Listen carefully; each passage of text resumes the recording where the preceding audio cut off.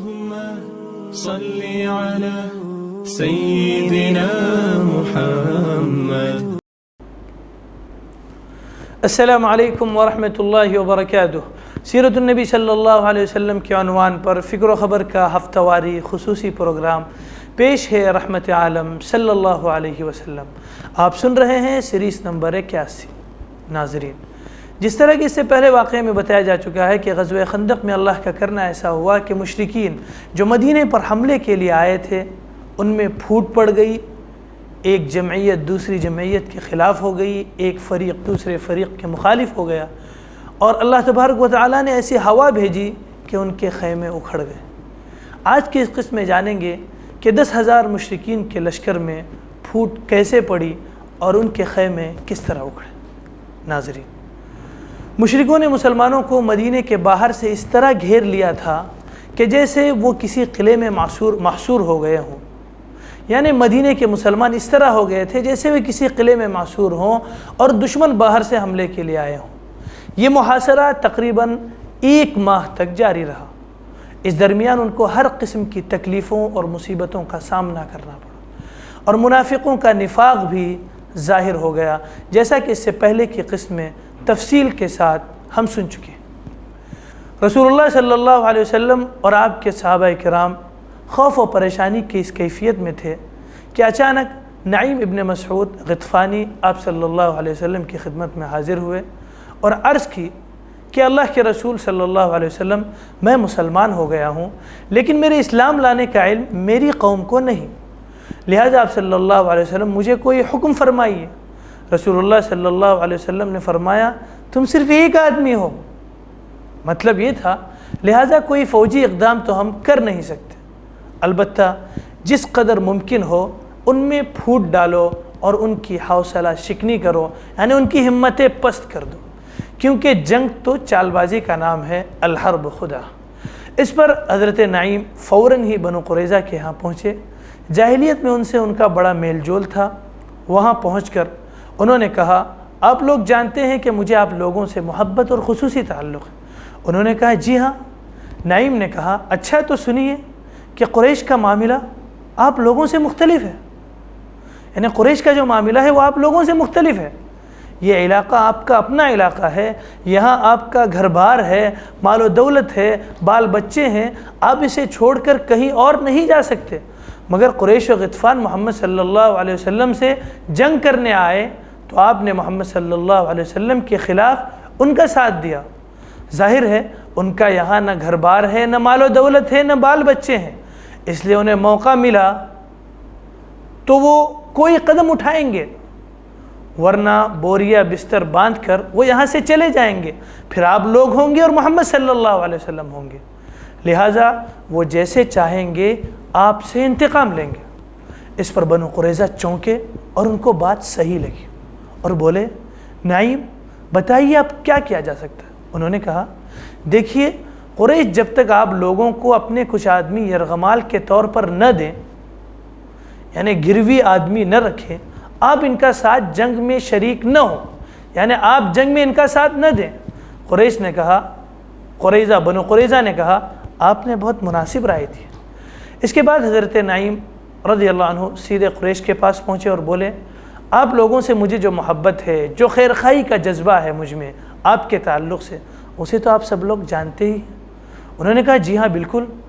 حضرت نعیم نے کہا، اچھا تو سنیے کہ یہود نے محمد صلی اللہ علیہ وسلم اور ان کے رفقا سے جو عہد شکنی کی تھی، جو معاہدہ انہوں نے توڑا تھا، اس پر وہ شرمندہ ہے، اور اب ان میں یہ مراسلت ہوئی ہے کہ وہ یعنی یہود آپ لوگوں سے کچھ یرغمال حاصل کر کے ان کو محمد صلی اللہ علیہ وسلم کے حوالے کر دیں گے. یعنی آپ سے وہ گروی رکھنے کے لیے آدمی مانگیں گے اور انہیں وہ محمد صلی اللہ علیہ وسلم کے حوالے کریں گے، اور پھر آپ لوگوں کے خلاف محمد صلی اللہ علیہ وسلم سے اپنا معاملہ استوار کر لیں گے، یعنی ٹھیک کر لیں گے. لہذا اگر وہ یرغمال طلب کریں تو آپ ہرگز نہ دیں. اس کے بعد غطفان کے پاس بھی جا کر یہی بات دہرائی، اور ان دونوں فریقین کے بلکہ تینوں فریقین کے کان کھڑے ہو گئے، ہر فریق چوکنا ہو گیا. اس کے بعد جمعہ اور سنیچر کی درمیانی رات کو قریش نے یہود کے پاس یہ پیغام بھیجا کہ ہمارا قیام کسی سازگار اور موزوں جگہ پر نہیں ہے، گھوڑے اور اونٹ ہمارے مر رہے ہیں، لہٰذا ادھر سے آپ لوگ اور ادھر سے ہم لوگ اٹھیں اور محمد پر حملہ کر دیں۔ لیکن یہود نے جواب میں کہلایا کہ آج سنیچر کا دن ہے، اور آپ جانتے ہیں کہ ہم سے پہلے جن لوگوں نے اس دن کے بارے میں شریعت کی خلاف ورزی کی تھی انہیں کیسے عذاب سے دوچار ہونا پڑا تھا۔ علاوہ ازیں آپ لوگ جب تک اپنے کچھ آدمی ہمیں بطور یرغمال گروی کے طور پر نہ دے دیں ہم لڑائی میں شریک نہ ہوں گے۔ قاصد جب یہ جواب لے کر واپس آئے تو قریش اور غطفان نے کہا واللہ نعیم نے سچ ہی کہا تھا۔ چنانچہ انہوں نے یہود کو کہلا بھیجا کہ اللہ کی قسم ہم آپ کو کوئی آدمی نہ دیں گے، بس آپ لوگ ہمارے ساتھ ہی نکل پڑیں اور دونوں طرف سے محمد صلی اللہ علیہ وسلم پر حلہ بول دیا جائے۔ یہ سن کر قریظہ نے باہم کہا واللہ نعیم نے تم سے سچ ہی کہا تھا۔ اس طرح دونوں فریق کا اعتماد ایک دوسرے سے اٹھ گیا، ان کی صفوں میں پھوٹ پڑ گئی اور ان کے حوصلے ٹوٹ گئے۔ یہ تھا حضرت نعیم ابن مسعود کا وہ کارنامہ جو انہوں نے اس جنگ کے دوران کیا۔ اس دوران مسلمان اللہ تعالیٰ سے دعا کر رہے تھے اللہم استر عوراتنا وآمن روعاتنا، اے اللہ ہماری پردہ پوشی فرما اور ہمیں خطرات سے مامون کر دے۔ رسول اللہ صلی اللہ علیہ وسلم یہ دعا فرما رہے تھے اللہم منزل الکتاب سریع الحساب اہزم الاحزاب اللہم اہزمہم وزلزلہم، اے اللہ اے کتاب اتارنے والے، اے جلد حساب لینے والے، ان لشکروں کو شکست دے، اے اللہ انہیں شکست دے اور جھنجھوڑ کر رکھ دے۔ ناظرین، بالآخر اللہ نے اپنے رسول صلی اللہ علیہ وسلم اور مسلمانوں کی دعائیں سن لی، چنانچہ مشرکین کی صفوں میں پھوٹ پڑ جانے اور بددلی و پست ہمتی یعنی ہمت ٹوٹ جانے اور ان میں یہ چیز سرایت کر جانے کے بعد اللہ تعالیٰ نے ان پر تند ہواؤں کا طوفان بھیج دیا، ہواؤں کا طوفان بھیج دیا جس نے ان کے خیمے اکھیڑ دیے، ہانڈیاں الٹ دی اور تنابوں کی کھونٹیاں یعنی جو میخیں تھی وہ اکھاڑ دی، کسی چیز کو قرار نہ رہا، اور اس کے ساتھ ہی فرشتوں کا لشکر بھیج دیا جس نے انہیں ہلا ڈالا اور ان کے دلوں میں رعب اور خوف ڈال دیا۔ وَقَذَفَ فِي قُلُوبِهِمُ الرُّعْبَ۔ اسی سرد اور کڑکڑاتی ہوئی رات میں رسول اللہ صلی اللہ علیہ وسلم نے اپنے ساتھیوں میں سے حضرت حذیفہ بن یمان رضی اللہ عنہ کو، جو صاحب سر رسول اللہ صلی اللہ علیہ وسلم یعنی اللہ کے رسول اللہ صلی اللہ علیہ وسلم کے رازدار ہیں، کفار کی خبر لانے کے لیے بھیجا۔ حضرت حذیفہ رضی اللہ عنہ ان کے محاذ میں پہنچے، یعنی خندق پار کر کے ان کے یہاں جہاں پر لشکر کفار تھا وہاں پہنچے تو انہوں نے یہی حالت پائی کہ خیمے اکھڑ رہے ہیں، ہانڈیاں نیچے گر رہی ہیں، اور انہوں نے یہ بھی دیکھا کہ مشرکین واپسی کے لیے تیار ہو چکے ہیں۔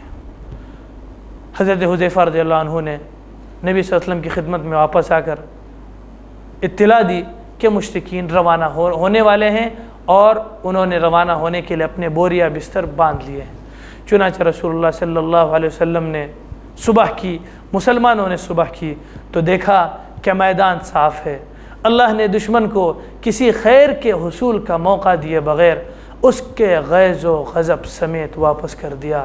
جو بادل آیا تھا، جو تیز و تند طوفان آیا تھا مدینے کو کچلنے کے لیے، مدینے پر حملہ کرنے کے لیے، ان سے جنگ کرنے کے لیے تنہا اللہ کافی ہوا۔ الغرض اس طرح اللہ نے اپنا وعدہ پورا کیا، اپنے لشکر کو عزت بخشی اور اپنے بندے کی مدد کی، اور تنے تنہا سارے لشکر کو شکست دی۔ چنانچہ اس کے بعد جب دیکھا کہ میدان صاف ہو گیا، 1 ماہ کی مسلسل محاذ پر رہنے کے بعد، جنگ کی حالت میں رہنے کے بعد آپ مدینہ واپس آ گئے۔ ناظرین، جنگ احزاب در حقیقت خساروں کی جنگ نہ تھی بلکہ اعصاب کی جنگ تھی۔ اس میں کوئی خورز معرکہ پیش نہیں آیا، لیکن پھر بھی یہ اسلامی تاریخ کی ایک فیصلہ کن جنگ تھی۔ چنانچہ اس کے نتیجے میں مشرکین کے حوصلے ٹوٹ گئے اور یہ واضح ہو گیا کہ عرب کی کوئی بھی قوت مسلمانوں کی اس چھوٹی سی طاقت کو جو مدینے میں نشو و نما پا رہی ہے، مدینے میں بڑھ رہی ہے، ختم نہیں کر سکتی، کیونکہ جنگ احزاب میں جتنی بڑی طاقت فراہم ہو گئی تھی، اس سے بڑی طاقت فراہم کرنا عربوں کی بس کی بات نہ تھی، یعنی 10,000 کی جمعیت یہ عربوں کی بس کی بات نہ تھی۔ اس لیے رسول اللہ صلی اللہ علیہ وسلم نے احزاب کی واپسی کے بعد یہ پیشنگوئی دی تھی اور فرمایا تھا الآن نغزوہم ولا یغزونا ونحن نسیر الیہم، اب ہم ان پر چڑھائی کریں گے، یعنی مشرکین پر، مشرکین مکہ پر ہم چڑھائی کریں گے، وہ ہم پر چڑھائی نہ کریں گے، اب ہمارا لشکر ان کی طرف جائے گا، وہ لشکر لے کر ہماری طرف نہیں آئیں گے۔ ناظرین، یہ پیشنگوئی اللہ کے نبی صلی اللہ علیہ وسلم کی حرف بحرف پوری ہوئی، اور اس جنگ کے بعد مشرکین نے مسلمانوں پر حملہ کرنے کا ارادہ بھی نہیں کیا۔ چنانچہ آپ سیرت اٹھا کر دیکھیے، اس واقعے کے چند مہینے کے گزرنے کے بعد ہی صلح حدیبیہ کا واقعہ پیش آیا، اسی کے 2 سال بعد فتح مکہ پیش آیا، اور اسی طرح یہ جنگ احزاب مشرکین مکہ کے لیے آخری جنگ ثابت ہوئی، اور اس میں اللہ نے مسلمانوں کی جس طرح مدد کی، جس حالت میں مدد کی، مسلمان کس کیفیت میں تھے، اوپر سے مشرک، نیچے سے مشرک، دائیں سے مشرک، سامنے خندق، پیچھے سے کوئی محفوظ مقام نہیں۔ قرآن اس طرف اشارہ کر رہا ہے، جیسا ہم نے اس سے پہلے والے قسم میں بتایا تھا، اذ جاؤکم من فوقکم ومن اسفل منکم واذ زاغت الابصار، آنکھیں پھترا گئی تھی، مسلمان پریشانی کے عالم میں تھی۔ اس موقع پر جو ایمان والے تھے ان کا یقین اللہ پر تھا، اور اسی یقین کی بدولت اللہ نے ان مسلمانوں کی مدد کی۔ ناظرین، آج کی اس قسم میں اتنا ہی، ملتے ہیں انشاءاللہ اگلی قسم میں، اور ہم جانیں گے کہ غزوہ خندق سے ہم مسلمان، آج کے مسلمان، 1400 صدی کے مسلمان کیا سبق لے سکتے ہیں، اور ہمیں آج کے اس مایوس کن حالات میں جو بظاہر مایوس کن نظر آ رہے ہیں، اس میں غزوہ خندق سے ہمیں کیا قندیل رہبانی ملتی ہے، کیا ہمیں چاشنی ملتی ہے، جانیں گے انشاءاللہ اگلی قسط تک۔ تب تک کے لیے مجھے اجازت دیجیے، اور ہاں، غزوہ خندق کے سلسلے میں آپ، اور یہ جو ہماری قسط ہم نے آپ کے سامنے پیش کی، اس پر اگر آپ کو اپنی آراء دینی ہو تو آپ کمنٹ باکس ضرور کریں۔ والسلام علیکم ورحمۃ اللہ وبرکاتہ۔ صل على سيدنا محمد وعلى آل سيدنا شفيعنا محمد